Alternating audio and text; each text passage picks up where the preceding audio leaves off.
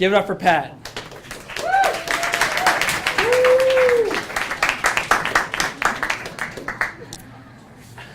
Thank you.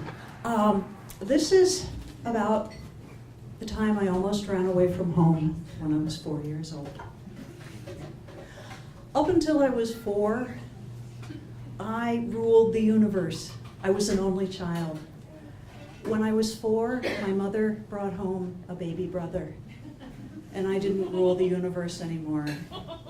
My nose was incredibly out of joint.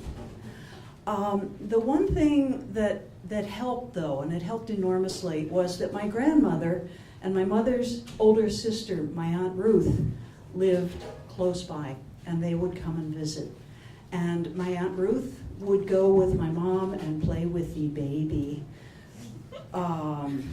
he who shall not be named. And I would have my grandmother all to myself. And it was I was in heaven. I was back to being the center of the universe. I adored my grandmother, and I would sit on her lap. She would tell me nursery rhymes. She would tell me stories. It was just the best. And it was always too soon when it was time for them to go home, and things had to go back to. I had to go back to being second banana again. So one day, I formulated a plan. My grandmother and my Aunt Ruth came and they were visiting, and I decided that since it was never a long enough time that I had to spend with my grandmother, I would go home with her. What could be better?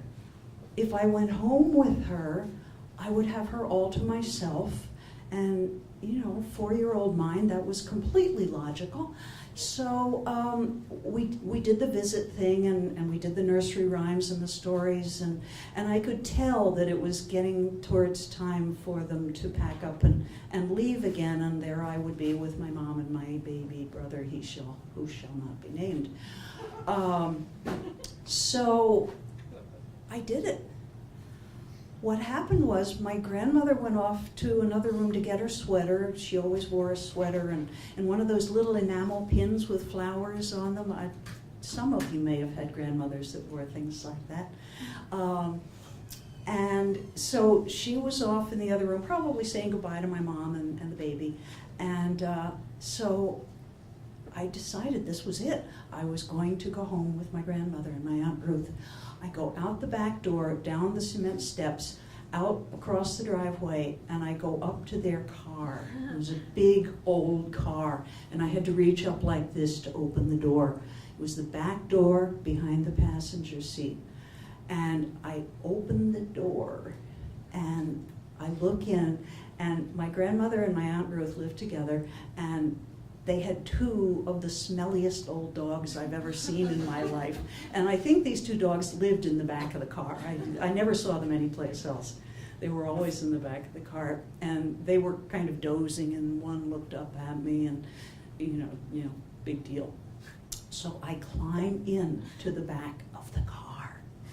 And I kind of elbow the dogs aside, and I look around. What do I do? I don't want them to see me when they get in the car, because if they see me, they'll make me get out and stay. So I look down, and there's this space behind the passenger seat where my grandmother always sat. And so I get down behind the passenger seat on the floor of the car, and it's all sandy, and there are gum wrappers and dog hair and, odds and ends of things. But I scrunch down behind the passenger seat, and I wait. Oh, and I close the door very quietly. And I wait. And after what seemed like forever, I hear footsteps on the gravel of the driveway. And I hear the driver's side door open, and the car goes down a little bit. My Aunt Ruth gets in because she always drove. And on the other side, I feel the car go down, my grandmother gets in, and I hear the 2 doors slam. And there I am down on the floor waiting, and I'm going to go home with my grandmother. I'm so excited. This is the best thing ever.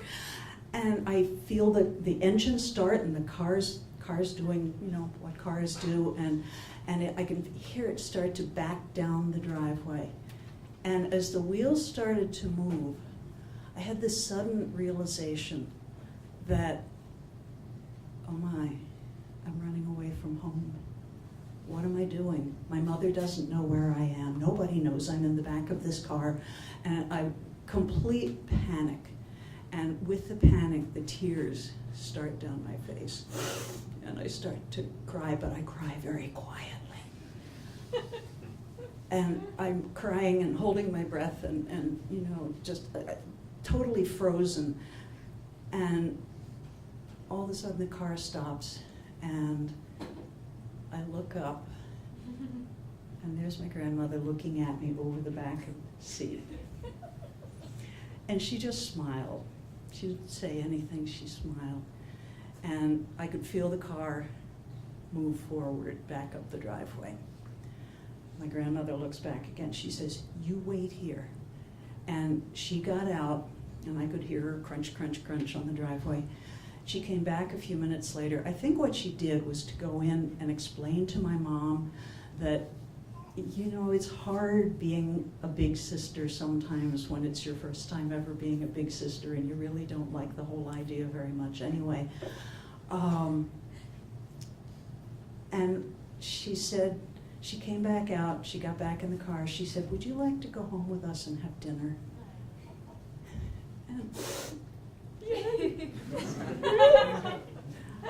And she said, "Okay, get up on the seat. Don't stay down there. Get up." So I sit on the seat, the back seat with the two old smelly dogs. We go back to my grandmother's house, and I had dinner with them.